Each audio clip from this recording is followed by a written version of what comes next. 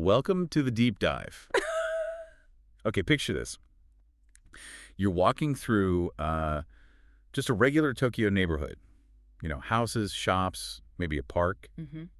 But what if, like, every street, every old tree, even the name itself, held some hidden story? That's exactly what we're doing today. We're diving deep into the history of what's now Toyotama in Tokyo's Nerima Ward. Right. But it wasn't always like this. It used to be called Kanekarai Village. Yeah. And its past is, well, way different from the city bustle you see now. Think nature, community, big changes. So our mission today is basically to dig up the best bits, the most interesting stories and facts from that history. Exactly. And crucially, how those stories connect to real places, kind of like hidden gems you can actually go and see today. Yeah, get ready to look at a map you thought you knew in a whole new way. Maybe even plan a little trip. Yeah. All right, let's kick things off by rewinding a bit to the early Showa era, so around 1931. Yeah, back then, Kanekarai Village, which is, the ancestor of Toyotama, was mostly countryside. So like actual rice paddies down south, fed by the Churai River and the Senkawa Josui Canal. Precisely. And then vast fields, forests, stretching north towards where Nerima Station is now, very rural. But that agricultural life didn't last, did it? Things changed fast. They really did. The early Showa period, it brought economic depression. Life got incredibly hard for the farmers. And then a huge change. In 1932, the village gets swallowed up by Tokyo City, becomes part of the new Itabashi Ward. And that wasn't just an address change, right? It was a big deal for development. I mean, the population was already over 7,300 by 1930. Absolutely. It was a major catalyst. Suddenly you had plans for big new roads like Majiro-dori and Kanana-dori coming through. Plus that local specialty, the Nerima daikon radishes. Yeah. They had bad harvests, right? Yeah. Disease, pests. Yeah, it was a perfect storm, really, pushing farmers to find new ways to make a living. And the answer was, well, land readjustment. Which sounds kind of dry, but it was huge. Yeah. Villagers forming cooperatives between 1933 and 38. It was monumental. They basically pooled all their little fragmented plots of land, Right. replanned the whole area, put in proper roads, infrastructure, and then divided it back up into modern, usable plots they could sell for new housing. A total community-led urban planning effort. So what happened to the name Chuaremanchi? Well, Tokyo Prefecture thought it was confusing. There was another Aremanchi over in Nakano. Oh. Okay. So in 1940, they renamed it Toyotama. They actually took the name from the local Toyotama Elementary School. Interesting. And that school's name came from combining North Toshima and East Tama counties. So it all connects. This whole effort, farmers selling land, funding projects, setting up credit unions like Kyuei Kinko. That's what built the Toyotama we see today. It showed amazing local initiative during tough times. That really underscores the community power, doesn't it? Rather than just random development, what made it work so well together? I think it was those strong existing community bonds, shared farming life, needing to adapt together, wanting to keep their community going, even in a new shape. A real sense of collective responsibility. So when you walk through Toyotama now, you're seeing the result of that massive community effort, that shift from farm to city. Okay, let's zoom in from those big changes. History also hides in these tiny old place names, right? The Kawaza. Exactly. These were like hyper-local sub-district names within the village, often telling you something about the land itself. And two really cool ones from Churai are Tokuden and Ohayashi. Right. Tokuden, for instance. It was an area near the border with Igoda Village. And the story goes that these were benefited fields. Yeah. Somehow they got out of the tough land surveys and taxes back in the Edo period. Like a little win for the local farmers. Exactly. A small victory against the system. But then you have the complete opposite with Ohayashi. Yeah. This wasn't a benefit for ordinary folks. This was an otomeyama, a forbidding forest, strictly controlled by the shogunate, meaning no entry, no cutting down trees, absolutely forbidden, like the government's private reserve. Shows how tightly they controlled resources. Wow, so one name means tax break, the other means keep out. A real glimpse into Edo life. Absolutely. And these old names, they aren't just lost to history. You can still find echoes today. Okay, hidden gem time. Like Tokuden Park. That's the one. The name directly recalls those benefited fields. Yeah. And there's even a monument there commemorating the land readjustment project we were just talking about. A physical link. And it was one of the first parks built during that project too, right? Back in 1941. Yes, after Chuarai Park in 37. And for the Forbidden Forest, Ohayashi, you need to find Hayashi Inari Shrine. Okay. It's right in that area. And its origin story is amazing. A villager had a divine dream during a drought. showing them a new water source so they wouldn't have to cut down the forbidden trees. Wow.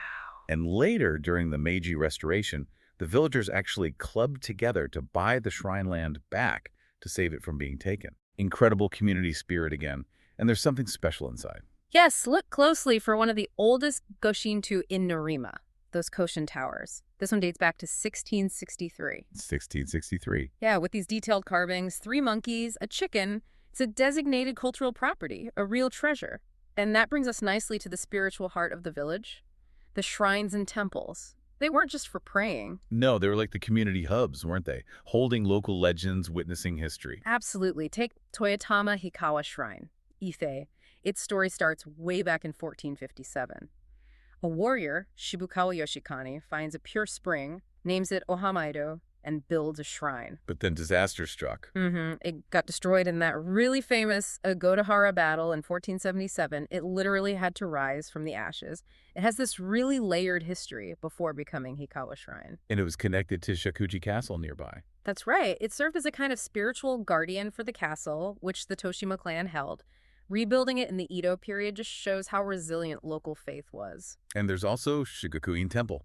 Yes, a Shingon Buddhist temple, supposedly founded by Kodokan himself, the guy who won the battle around the mid-15th century.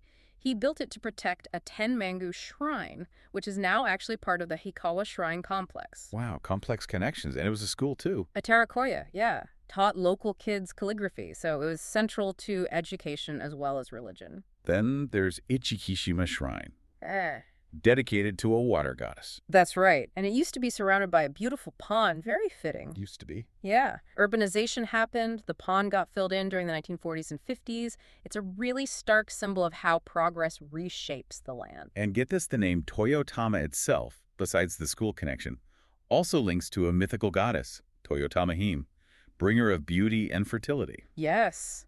Whose messenger is apparently a smooth-skinned catfish known as Lord Catfish. You find these layers everywhere. These places really tell the story of belief, endurance, and how the past shapes modern identity. They really do. Living history. And packed with hidden gems for visitors. At Toyotama Hikawa Shrine, you mentioned the history, but what should people look for today? Okay, definitely look for the oldest stone kamainu, those guardian lion dogs in all of Nerima Ward. They date to 1787. Wow. And a unique water basin from 1747. Also, keep an eye out for chigureishi. Strength stones. Yeah, huge stones young guys used for strength tests back in the Edo period. Some are over 200 kilos.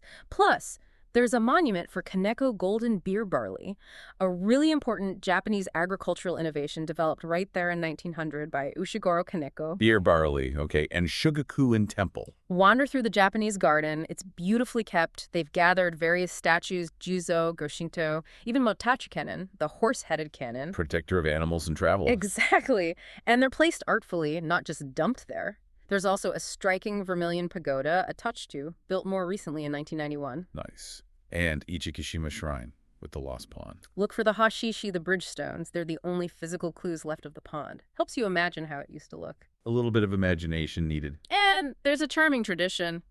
Put cypress leaves under a crying baby's pillow for peaceful sleep.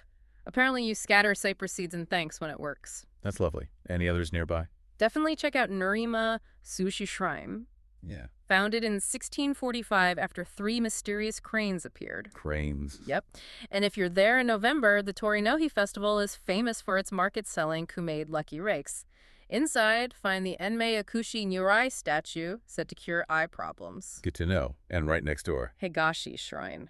Built in 1912, very unique, known for its Tenmei Shinsui divine water. A power spot. Considered one, yeah. For success, money prayers, there are specific rituals for drinking the water. And notice no main gate, no regular water basin. You purify yourself with the divine water itself. Different. Okay. 1 or 2 more quick ones. Fujin Inari Shrine. Established 1803, look for the massive old camphor tree in the park next door. Legend says Shogun Tokugawa Iemitsu planted it. Wow. And finally, we can trace old routes. Yeah, walk along modern roads like Senkawa Dori. It follows the path of the ancient Arai Yakushimichi, a pilgrimage route. Look for little clues, old names that hint at it. Okay, let's pivot slightly. Because the area also saw, well, much more dramatic events. Conflict, but also vision. It's a fascinating contrast, isn't it? Nearby, in what's now Shakuji Park, you have the site of Shakuji Castle. The setting for that battle we mentioned. Hara, 1477. Exactly. Where the local Toshima clan was defeated by Shutaduken's forces. A really crucial moment for Tokyo's history, the decline of local lords, the rise of Edo's founder. And that tragic legend connected to it, Princess Teruhime. Ah, yes. The sister of the defeated leader, Toshima Yasutsun, to avoid capture. The story is she rode her white horse straight into Samboji Pond. Threw her golden saddle in first, then followed herself. That's the legend. So tragic. The pond even got called Oniko Demon Lake. And believe it or not, there was even a rumor of an alligator sighting there more recently. Keeps the mystery alive. An alligator. Yeah. But then, on that same sort of land, something totally different emerged. Completely different. Where you once had Kita-arai, North New Cultivated Land, basically undeveloped wilderness. That's where Musashi University was founded in 1922 by the industrialist Keiichiro Nezu. A university in the wilderness. His vision was to create this place of learning, fusing Eastern and Western cultures. He transformed this forgotten corner into an educational beacon. From battleground legends to academic dreams on almost the same soil. It really shows how land carries so many layers of meaning, doesn't it? Battlefields, campuses, Yeah. all shaping modern Tokyo. And you can experience both today. Go to Shakuji Park, walk around Sanboji Pond, feel those echoes of Princess Teruhime. Look for the mysterious Torii Gate Yeah. and that sealed cave. Yes, the Phanarian, said to hold a snake-bodied Benzaiten deity, and within the park you can actually see the Shakuji Castle ruins. Was it really? Yeah, the old earth ramparts, dry moats, you can stand right where that history happened. Amazing. And for the academic side? Head towards Musashi University. You can admire the Musashi Gakuin Grand Auditorium. The one designed by Kuchisatu, who did other famous Tokyo buildings. That's him. It's a beautiful, historic building, really embodies that founding vision. Probably best to check with the university about visitor access beforehand, though. Good tip. So wrapping this all up, from ancient farms and forbidden woods to battle legends, shrines rising from ashes, and visionary universities. The area that was Nakaarai Village, now Toyotama, it's just incredibly rich with Tokyo's history, isn't it? It really is a fantastic example of how layered our cities are, how much story is hidden just under the surface. Yeah, these deep dives, they always remind me that history isn't just in books or big museums. Exactly. It's on those commemorative stones. It's in the local stories people still tell. It's baked into the layout of the streets. Every park, every shrine connects us to people who lived here long ago. So we really hope this encourages you. Go beyond the obvious places. Take a walk around your own area. Look for those markers, those old names. Try and imagine the lives lived there. Because, like we saw today, sometimes the best stories are hiding in plain sight, waiting to be rediscovered. Which leaves us with a final thought. What forgotten stories might be hiding in the ordinary places you pass by every day? And what incredible insights could they offer about the world you inhabit right now?